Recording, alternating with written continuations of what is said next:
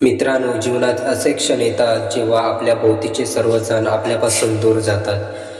ज्यांच्यावर आपण विसंबलो तेच आपल्याला सोबत येणं थांबवतात. त्या क्षणी खूप लोक हार म्हणतात, कारण त्यांना वाटतं आता मी एकटा आहे. मी काय करू? पण खरी गोष्ट अशी आहे, कोणीही साथ दिली नाही तरी चालेल, पण स्वतःची साथ सोडली तर खेळ संपतो. रामायणात नव्हे तर महाभारतात श्रीकृष्णाच्या जीवनातही असा क्षण होता जिथे संपूर्ण जग त्यांच्या विरोधात होतं, पण त्यांनी स्वतःची साथ सोडली नाही आणि इतिहास बदलला.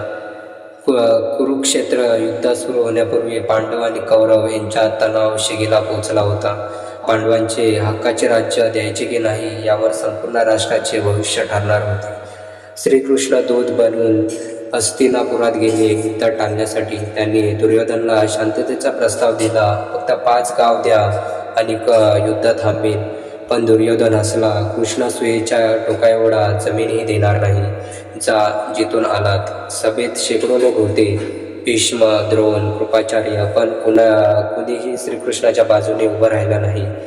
ते एकटे उभे होते आणि समोर होती कटाक्षाने भरलेली नजर. तेव्हा कुणीही सहज घाबरलं असतं, पण श्रीकृष्ण असले, कारण त्यांना माहीत होतं मी माझ्या सत्याच्या बाजूने आहे आणि जो स्वतःसोबत आहे तो कधीच एकटा नसतो. दुर्योधनाने तर श्रीकृष्णाला बांधून टाकायचं ठरवलं, जेणेकरून पांडवांना आधारच राहणार नाही. पण श्रीकृष्णाने स्मित केलं, आपलं विश्वरूप दाखवलं. सभेतल्या सर्वांना त्यांच्या डोळ्यांसमोर विश्व दिसलं. अनंत रूप, असंख्य तारे, देवता, वेल आणि मृत्यू. कोणालाही त्यांना बांधणं शक्य नव्हतं.